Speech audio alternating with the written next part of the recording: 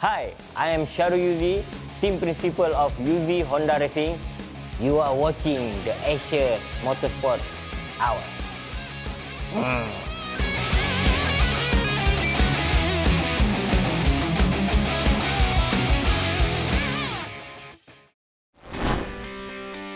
On the Idemitsu Asia Motorsports Hour this week, one of Asia Road Racing's biggest characters wonders if this year will at last be YUZY Honda's year.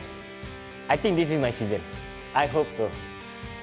Fierce rivals on the track, best mates off it. Australia's Superbikes Championship gives us a race to savour. I think Herfos may just hang on. This is going to be Maxwell close. comes to the inside and Herfos gets it. And we examine the mentality behind Yamaha Thailand, the team who are on the podium in 3 races in every 4 they compete.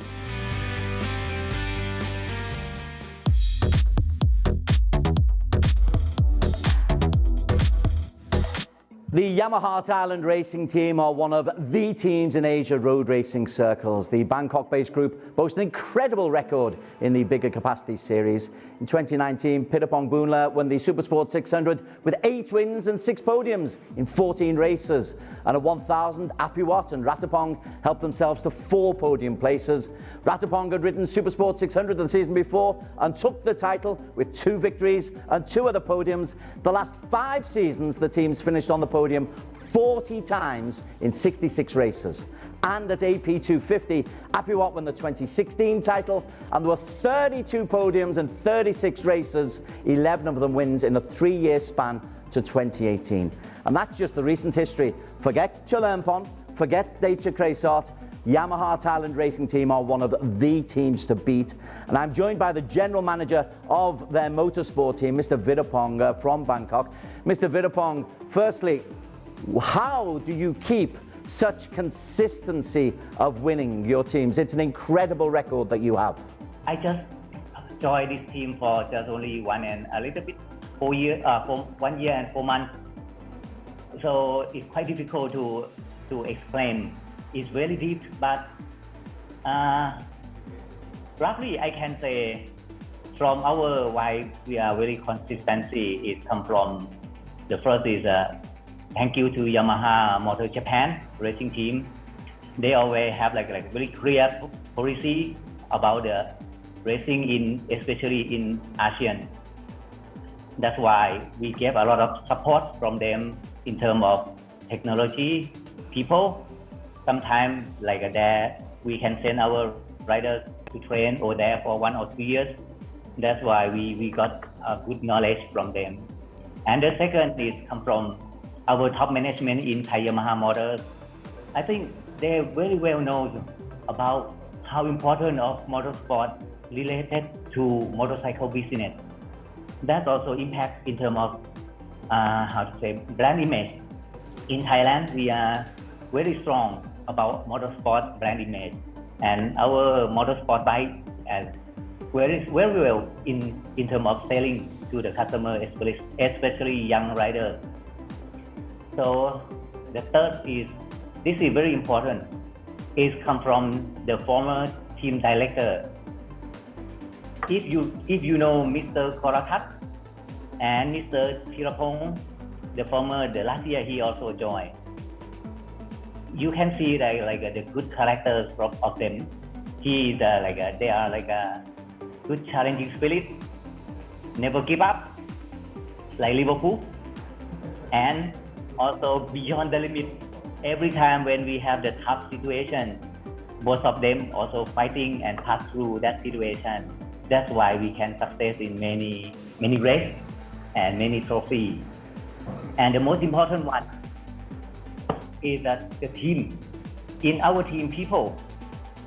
In this case, we have the good organization since Mr. Thirapong organized and create many new ideas in the team.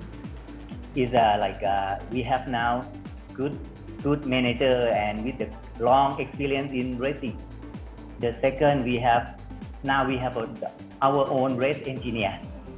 I think maybe we have now 3 race engineers. This is maybe the most race engineer in the team in Thailand.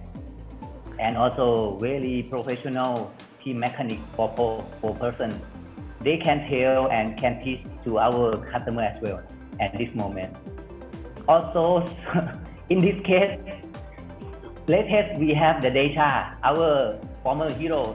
Now he become our rider coach that can support the team and especially focus to the riders. And a lot of equipment that management allow us to invest, like a dyno room. So now we can do our own R&D also. That's why we quite consistency and strong for the future and so far. Looking forward to the 2021 season, are you able to reveal your team lineups for us, just so we can confirm? Maybe we start in the 1000cc in the superbikes, then the 600s, then the 250s. Who can we expect to see on the big blue machines? So for this year, we will do support and send to the Asia Road Racing team for the main two classes. The first is the Superbike 1000. Will be the two riders by the first is Apiwat Wongthananon, as you already mentioned, the champion of 250cc. And another one is Anupap Tammoon. This is also the former racer from CEV project for us. And I think another one is Super Sport 600cc. It will be the former 600cc champion as well, Ratapong Vilairod. This is all three will join the Asia Road Racing team this year. That's a very, very strong lineup. Do you feel that you are able to challenge for the title in both of those categories with that lineup? Yeah, for sure. We got the good support from many one. Everyone support us, especially like top management. But in the same time, we got the high expectation from them as well. So, champion is like our challenging. Based on last year, we did one round at Sepang, and the result is very good. So this year we also improved from the last year. We believe we are very competitive to be the champion this year.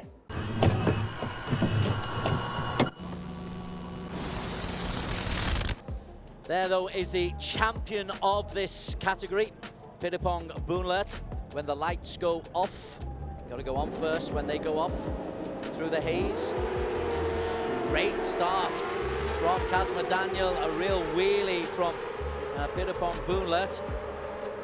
I'll tell you who lost out there, Des, Ramdan Rosley.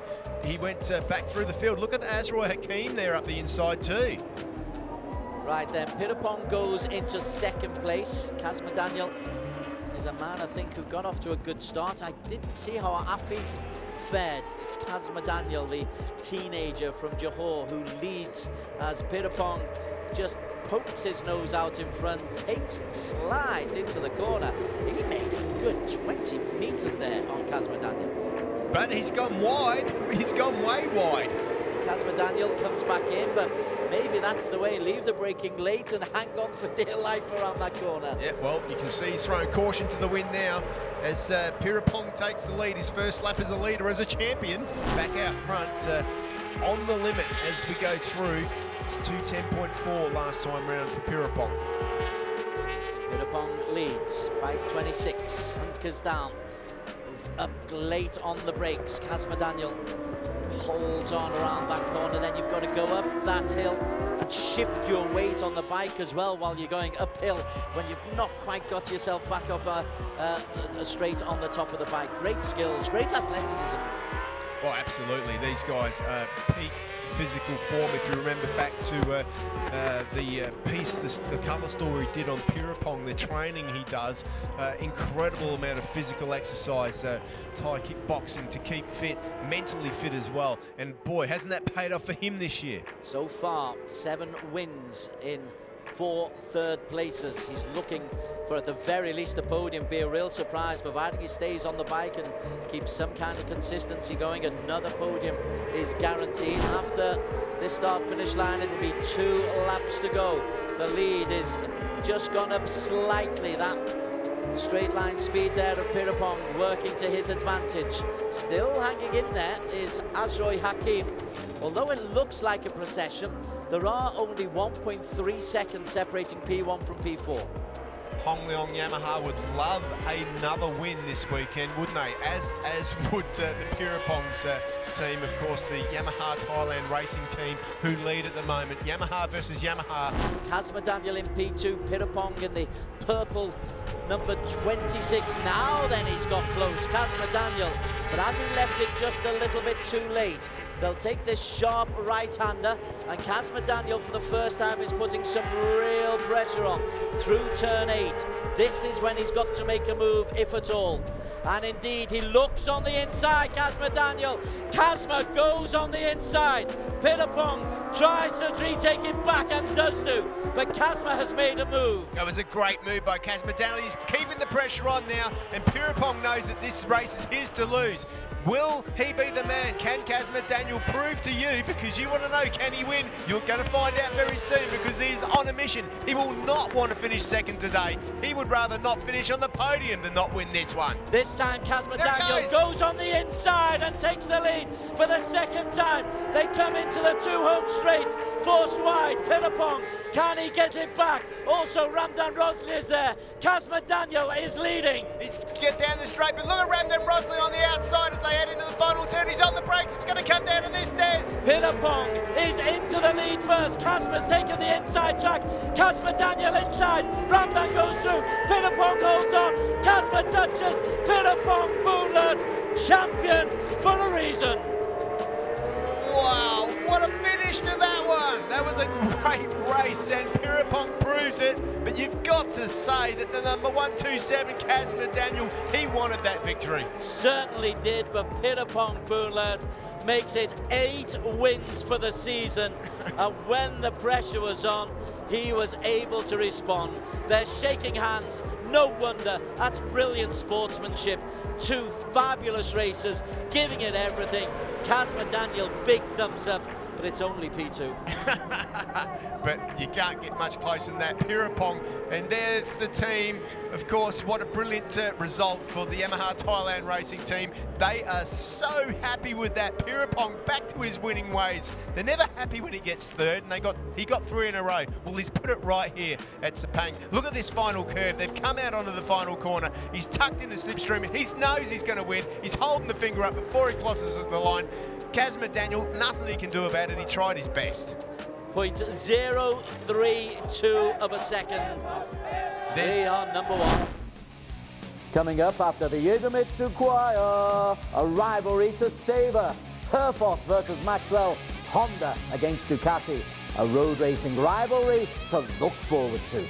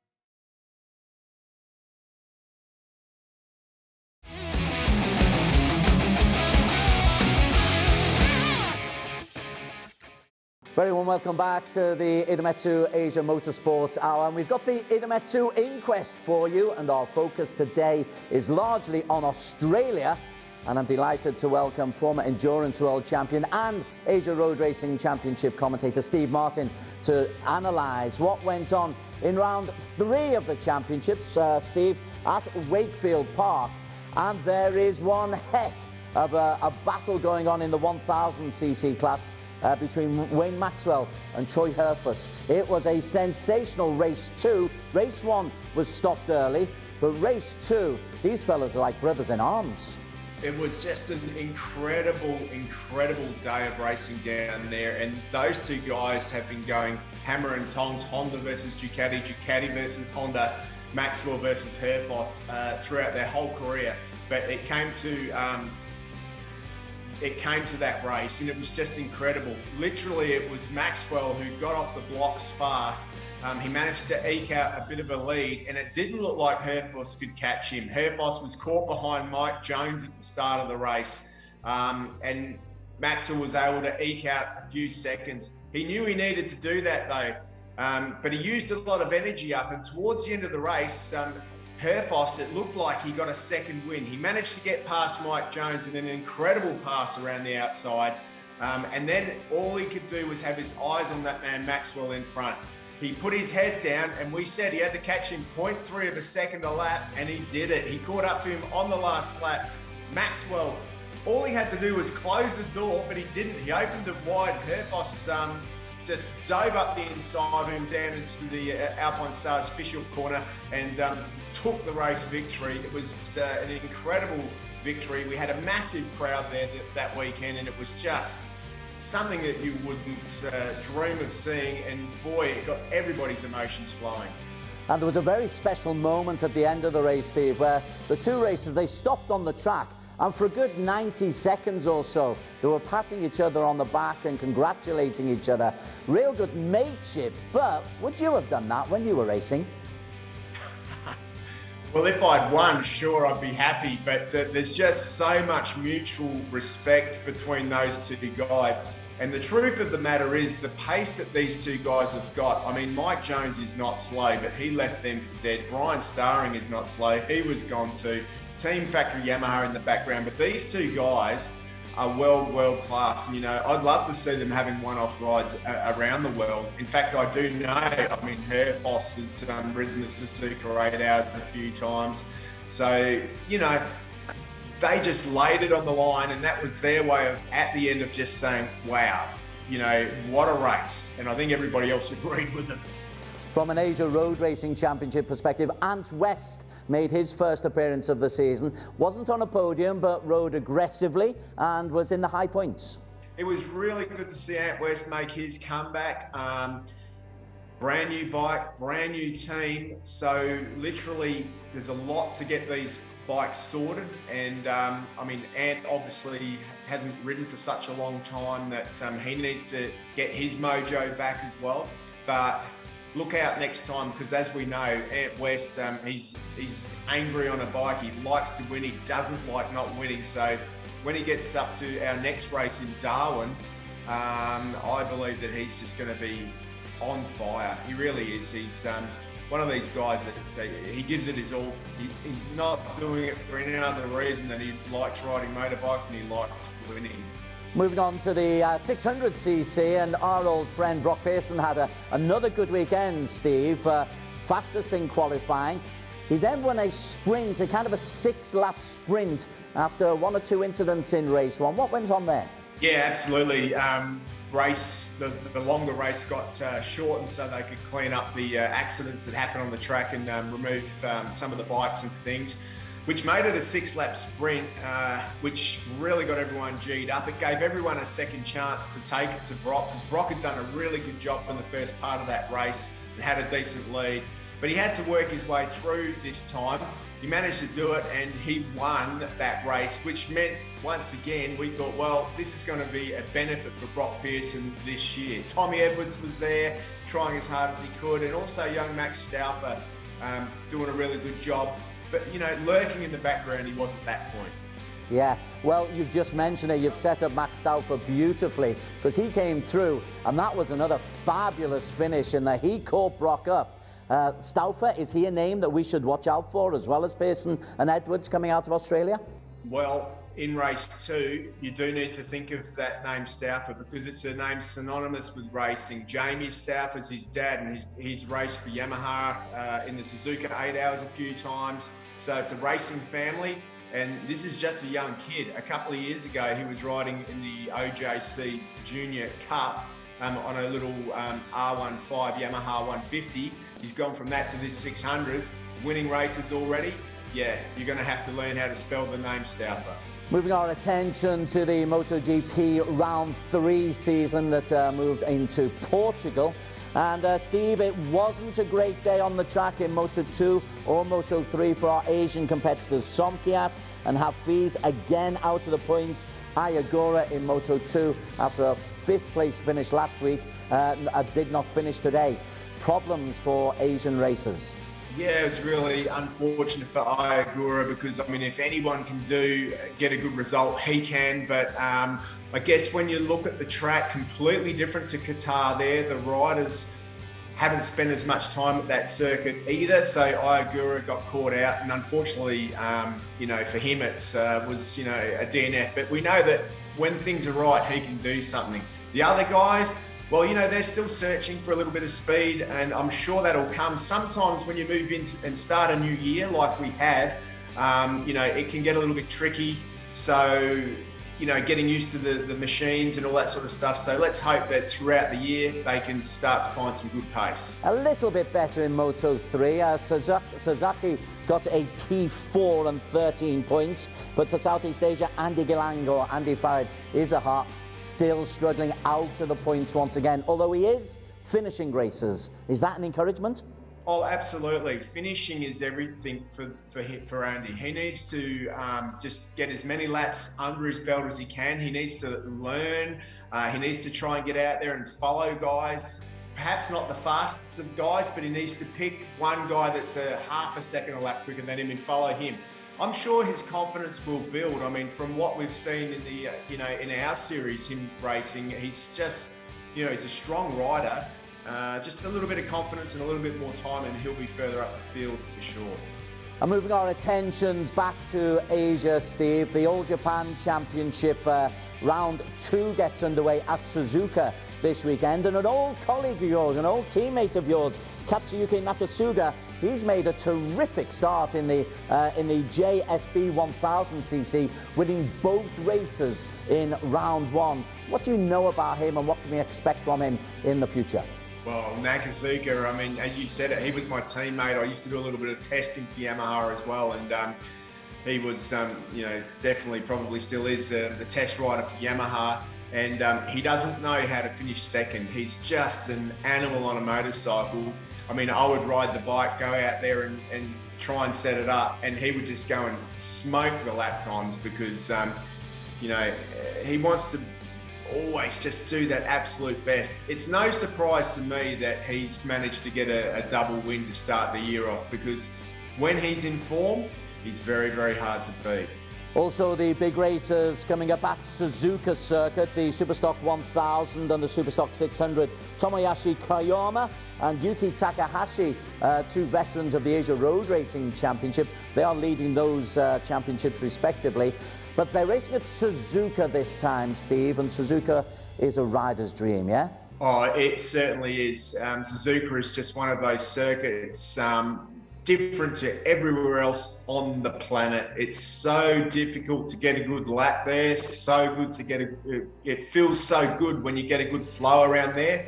To get a good lap time around there, you need to string at least 3 corners at a time or in advance together to make it all happen. It's not flat. All the corners are blind as well. So you have to have a lot of talent, and you have to be brave to race well at Suzuka. The weather is also another thing that always comes into play there. 1 minute it's raining, the next minute it's sunny, and you can have both of those conditions in the same race. Well, thanks to Steve Martin. But Steve, just before you go, I want to take you back to the event that you had in Australia. There were crowds. What was the atmosphere like? What was the difference in atmosphere having people actually turn up to watch races? Well, we just had at Wakefield Park the biggest event that Wakefield Park has ever had, and that includes car racing, truck racing, more crowd than they've ever had. So I think what that means is that people are getting tired of looking at their television sets, and they want to get out and see some live racing. So when we go live racing with the Asia Road Race Championships, I really hope that we can be shaking your hand. Come down to the track, because it's just a different experience to watching it on the TV. And what emotions. We had millions of people parked on the hill.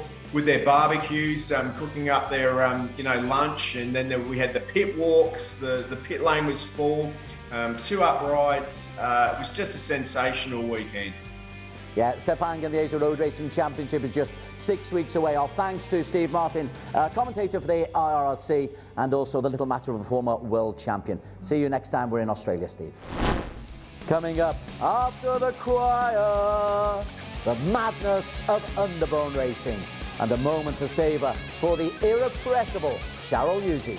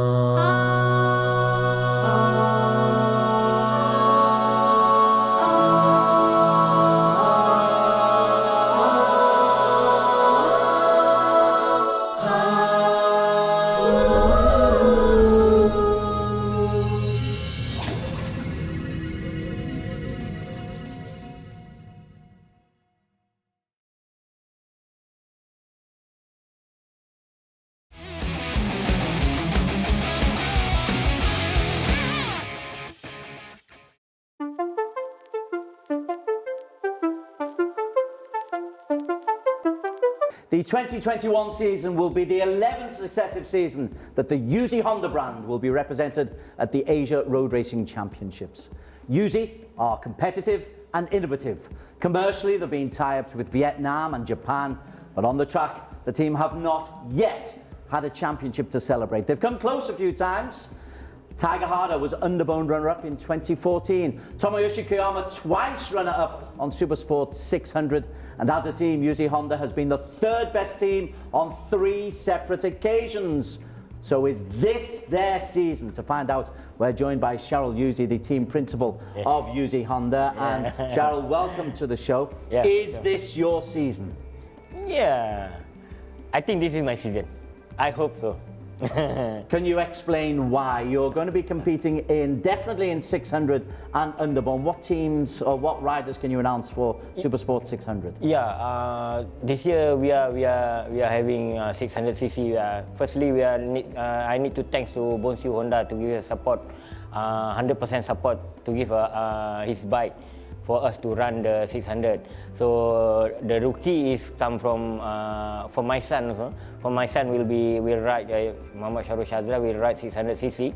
So to give him opportunity and chance to ride with a top rider, with Asian top rider. So I hope he can deliver what we want. So I think yes, learning step by step with a good rider in Asian road racing is one of good step. I think we hope we can give him the best opportunity, and yeah, so we hope the season will start soon. So for the underbone, we have a young talent, 2 young talent. So we will provide them CP 150. That means is underbone 150. So yeah, you know, my team is from 2011 until now. Our rider is we try to do a young talent. So we nearly get a champion, but still not get a champion. So 2021, this is our year. Is there any pressure upon you, having come so close on so many occasions? As you've said, it's young riders who you're looking to develop, but surely that would just add to the commercial gloss if you could win a title. Yeah, I think so, because also in local racing Capri also we are already 2 times for get a second. So I'm not sure why. So but for sure they have some league. I mean some not so strong enough. I think the rider also need more focus, and our team, our mechanical. So I think, but we are never stop to learn something and work hard. So I think in future we will find something, a good solution for us. So for YUZY Racing. How do you go about choosing your riders? I mean, obviously you've got the local talent at Cup level, but what is your process to decide this is my guy? Okay, first thing we choose the rider was have some good personality. The most important, because if the rider have a good personality, for sure they have talent. So from that we choose the rider, and then we will develop the rider to go more good in the future. So yeah, for us is best personality, talent. For sure they will have. So the only we need to, to make it more stronger. So this is our job. So the personality, obviously important. You're a personality. You're 10 years with one championship. Yeah. Is your support going to continue for another decade? 10 years is a bit long, So for sure, maybe we are never get a champion in a day or so. But for us, it's the most important to build a good rider, and then to give other team. Maybe our team is not strong enough. I mean, for the financial and everything. So after they move, for example, Zaquan Zaidi with us, and then they move to Honda Bonsu. They have a good financial, good support, good everything. Zaquan get a 2 times champion. So yeah, so this is the process that we develop from grassroots, from local race, and to find some good rider, good boy, and to give our sponsor Bonsu and others. Yeah. Charles YUZY from YUZY Honda. They will be competitive. They always are competitive. Good luck for the 2021 season. Yeah, sure.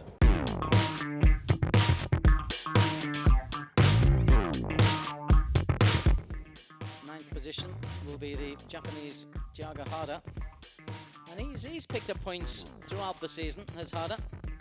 Yeah, Tiger Hada from the T-Pro YUZY Honda, and I think his best results is on the podium in the race 1 in Suzuka. Red lights are off. It's a poor start from Gupita.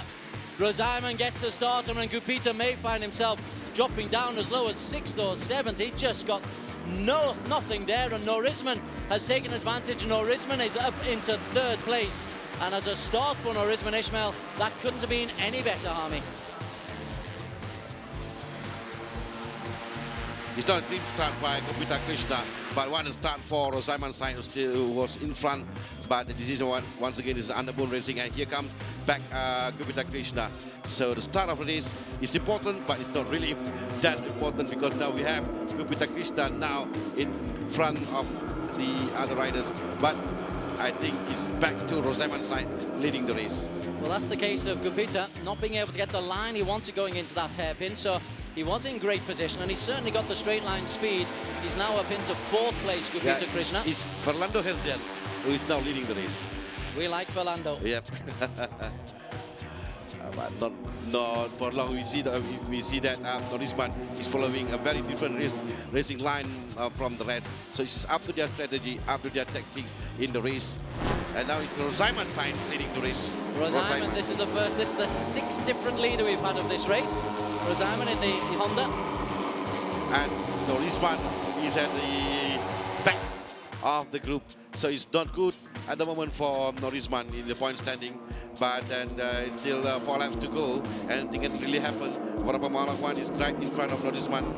Well, look at Norisman at the tail of that group. I'm wondering whether he's deliberately there just biding his time, or whether or not he's struggling to hold on, because that's an awful lot of space that he's got to actually make up there. Gupita keeping an eye on him as Crosdianto and Fernando will work their way into this lead with 3 laps to go. It is any one of 13. Remarkable. Hada is in that leading group. Ahmed Fazli Sham is in that leading group. They're all in that leading group. Gupita Krishna on the right-hand side. Gupita tries to take the line away. Gupita Krishna leads coming into the left-hand corner. Half a lap to go in Buriram. It doesn't get more competitive than this as Hada tries to take the inside from Gupita Krishna. Has he timed his run perfectly? But to be in the middle of that group, that's the last thing that you want to do. And Norisman is in the middle of that group, and Gupita is right in front. So that's not good for Norisman and Ahmad Fazlisham as well. Okay, as they come into a right-left combination, that is harder, 93. Yes, and there's Masaki and Rosaiman as well in front. Number 25, is that so? It's Tiger Hada. And Amiral Arif has come from nowhere as well, so harder. Again, they're all just biding their time. I cannot wait until this final last lap. It's almost like going in clutch in basketball. Last second of the last match of the season. So they're now going to the notorious last corner and last turn after race. That will determine who will be in front, and there's Ahmad Fazlisham. Herdian has held it. Oh, he tried to hold it very, very late. Amiral has come from absolutely nowhere. Amiral held on. He held his nerve. He had the racing line. He's got the victory. That could have been any one of 10. Phenomenal. What it is for Amiral Arif Musa. Like I said just now, we did not mention at all his name. So that happened in the previous race with Fernando Herdian and also Vorapong Malakwan in Central Indonesia. We did not mention Amiral Arif Musa at all, and he won the race here in Buriram. That race was incredible for our team, because Tiger is one of a Japanese rider, young talent, and then with our team, so they get a second, Amiral get a first. This is incredible. There was a surprise for me, and then when they fight together, you know, from first lap until last lap, you know, like a Buriram, everybody can win. So hard for the final lap and final corner. So they get a chance, they get luck, and then they work, they deserve to get the winner. So I think this is one of the best races in Asia for me. There's a Japanese flavour to the next Idemitsu Asia Motorsports Hour. Katsuaki Fujiwara, present and past, a legend of the Asian road racing scene.